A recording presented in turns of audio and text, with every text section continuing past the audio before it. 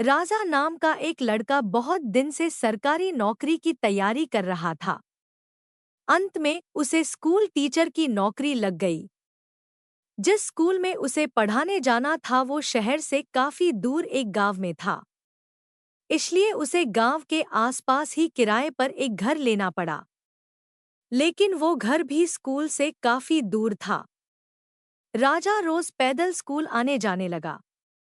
कुछ महीने बाद जब उसके पास अच्छे खासे पैसे जमा हो गए तो उसने उस पैसे से एक बाइक खरीद ली ताकि और उसे पैदल स्कूल न जाना पड़े।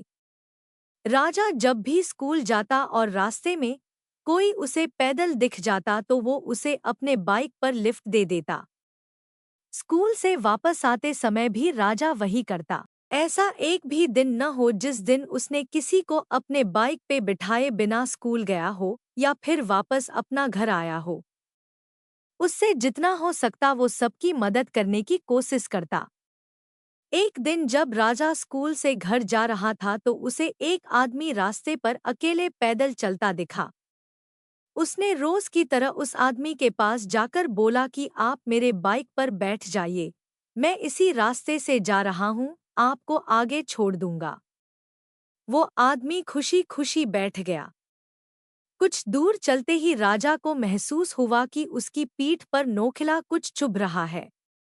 अचानक वो आदमी राजा से कहने लगा, गाड़ी साइड में लगाओ और पैदल घर चले जाओ। उस आदमी के पास एक बड़ा सा चाकू था। राजा डर गया और बाइक रास्ते के साइड में लगा दिया। फिर वो आदमी बाइक लेकर चला गया और राजा भी अपने किस्मत को कोसते कोसते घर जाकर सो गया। राजा बहुत दुखी था और भगवान से बार बार ये कह रहा था कि मैंने तो सबकी मदद करना चाहा है, फिर मेरे साथ ऐसा क्यों हुआ। अगले दिन जब वो सोकर उठा तो उसने देखा कि उसकी बाइक घर के बाहर खड़ी है और उसपे एक चिट्ठी भी रखी है।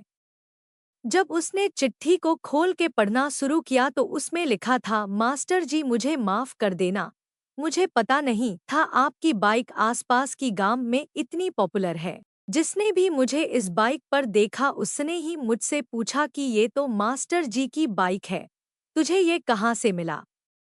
सबको पता चल गया कि मैंने आपकी बाइक चोरी की है, इसलिए मैं आपको आपका बाइक लौटा रहा हूँ। हो सके तो मुझे माफ कर देना। इस चिट्ठी को पढ़ने के बाद राजा बहुत खुश हुआ और भगवान का धन्यवाद किया।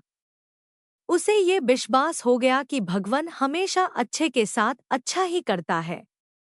कहानी अच्छी लगी हो तो चैनल को लाइक व सब्सक्राइब करें।